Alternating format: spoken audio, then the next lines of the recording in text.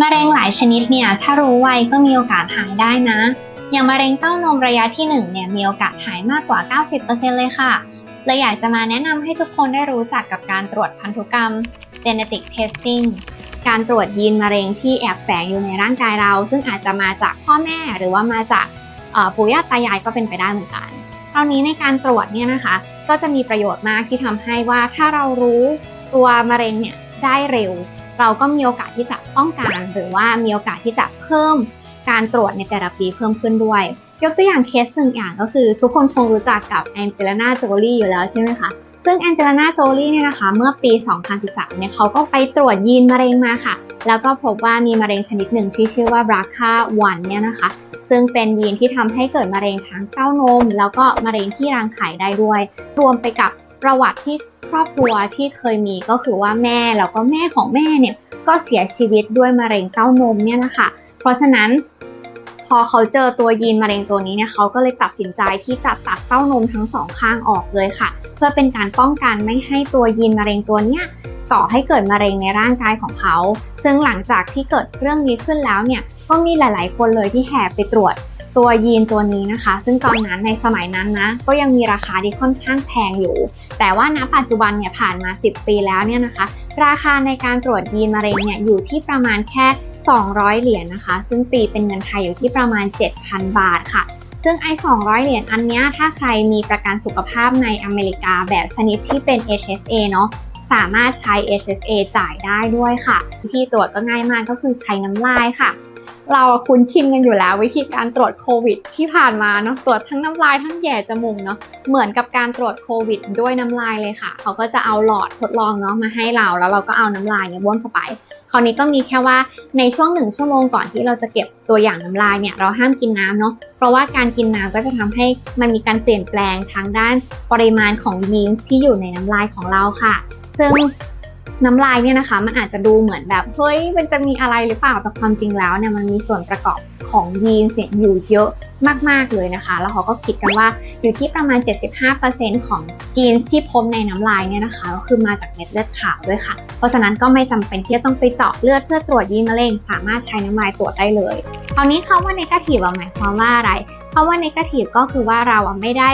carry หรือไม่ได้มีส่วนจีนที่มาจากพ่อหรือแม่หรือในตระกูลเนี่ยนะคะที่มีโอกาสที่จะเป็นมะเร็งได้คือผลที่มันออกมา negative เนี่ยมันไม่ได้แปลว่าในชีวิตนี้จะไม่มีโอกาสเป็นมะเร็งเลยเนาะอยากจะอธิบายให้ฟังตรงนี้ว่าคุณหมอเนี่ยบอกเลยว่าจริงๆการเป็นมะเร็งน้ำหลังจากที่เราตรวจแล้วเนี่ยมันจะมีอยู่ทั้งหมด3 อย่างด้วยกันข้อแรกก็คือยีนมะเร็งที่เรารู้และมีการศึกษามาหลาย10 ปีเนี่ยนะว่ามันเป็นยีนที่ก่อให้เกิดมะเร็งแล้วเรารู้แล้วว่าเราไม่มีข้อที่2ก็คือยีนบางตัวที่ยังไม่รู้จักซึ่งแปลว่าไอยีนพวกนั้นเนี่ยก็อาจจะเป็นตัวที่ก่อให้เกิดมะเร็งอื่นๆได้ด้วยแต่ว่าในทางวิทยาศาสตร์เนี่ยเขายังไม่รู้จักกันหรือว่ายังมีความรู้ไม่มากพอว่าทำให้เกิดมะเร็งได้และส่วนสุดท้ายก็คือปัจจัยภายนอกที่เราไม่สามารถควบคุมได้ซึ่งปัจจัยเหล่านั้นมันอาจจะมาจากสภาพอาหารการใช้ชีวิตของเราหรือว่าสิ่งแปลกปลอมสิ่งปนเปื้อนที่มาจากอาหารที่เรากินสภาพอากาศหรือว่าฝุ่นผงอะไรต่างๆต้องบอกว่าอันนี้มันมีกรณีศึกษาที่ว่าเหมือนเด็กในสมัยปัจจุบันเนี่ยนะมีโอกาสที่จะเป็นมะเร็งลำไส้สูงกว่าในสมัยก่อนเยอะเลยแล้วนั่นก็เป็นเพราะว่ามันมีการแปรรูปของอาหารที่มันมากขึ้นแล้วก็มีการกินเนื้อสัตว์หรือว่าอะไรต่างๆที่เกิดจากการเลี้ยงด้วยฮอร์โมนแล้วก็ตัดต่อพันธุกรรมต่างๆเนาะซึ่งทำให้โอกาสในการเป็นมะเร็งลำไส้เนี่ยมันสูงขึ้นมากๆหรืออย่างที่เราพบเห็นกันที่ประเทศไทยก็คือว่ามีโอกาสที่จะเป็นมะเร็งปอดหรือว่ามะเร็งทางเดินหายใจเนี่ยมันมากขึ้นเนื่องมาจากว่ามันมีฝุ่นผง PM 2.5 ที่มันลอยอยู่ใน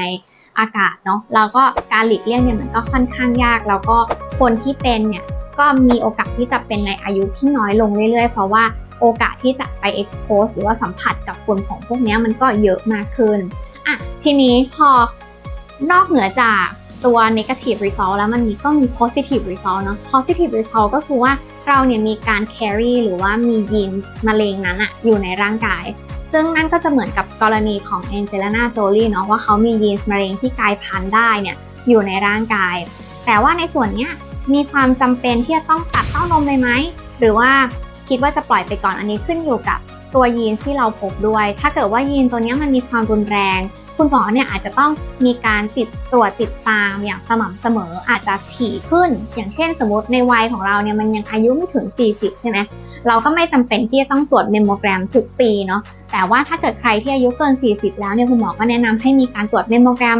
เพื่อตรวจวัดมะเร็งเต้านมต่างๆซึ่งถ้าเกิดว่าใครพบยีนตรงนี้เนี่ยแทนที่จะรอจนถึงอายุ40คุณหมอก็อาจจะเร่งการตรวจเมมโมแกรมขึ้นมาในอายุที่น้อยลงหรือว่ามีการอัลตราซาวด์ในแต่ละปีเพิ่มขึ้นด้วยซึ่งตรงนี้ก็จะทำให้สามารถวางแผนการรักษาได้เหมาะสมในกรณีที่3ก็คือว่าเราเป็น carrier ทุกคน carrier ก็แปลว่าเหมือนเราเป็นพาหะ ในคำว่าพาหะนี่ไม่ใช่การติดเชื้อเนาะแต่ว่าเรามีเป็นพาหะในการ carry ตัวยีนตัวนั้นในร่างกายของเราแต่ว่าเราอาจจะ carry เพียงแค่ข้างเดียวของ DNA แล้วก็ถ้าเราไปแต่งงานกับคนที่เขามีเป็น carrier เหมือนกันเนี่ยก็อาจจะทำให้ลูกเนี่ยครบ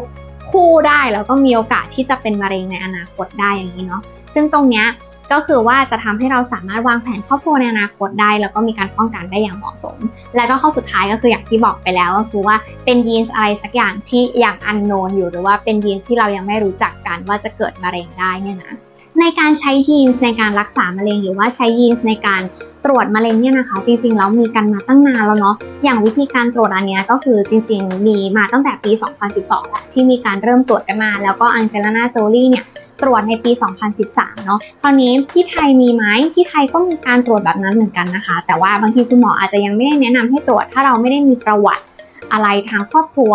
แต่ว่าก็อยากบอกว่าถ้าใครมีประวัติทางครอบครัวโดยเฉพาะครอบครัวที่เป็นสายตรงก็คือว่าเป็นพ่อหรือเป็นแม่โดยตรงเนี่ยนะคะก็แนะนำว่าไปตรวจเนาะมันก็จะช่วยให้เราเนี่ยสามารถ